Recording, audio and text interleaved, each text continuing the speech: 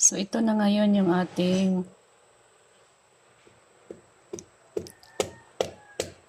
first time ko kaya gawin ito. First time ko kayang gagawin to. Susubok lang tayo. Pero, may nakapagsabi na sa akin kasi ginagamit niya daw talaga. Since na marami naman kaming abukado, kasi nga may puno kami ng abukado, tamang-tama, nakapitas na, nakapagbenta na nga.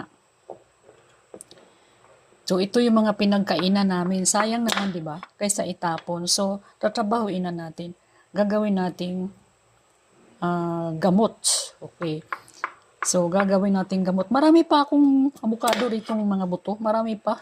Kasi ilan ba namang piraso yung nakain namin? Ang sariling puno ba naman eh.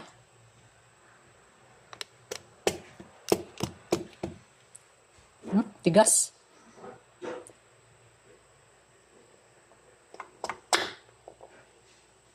Yung hiwa-hiwain daw ng maliliit.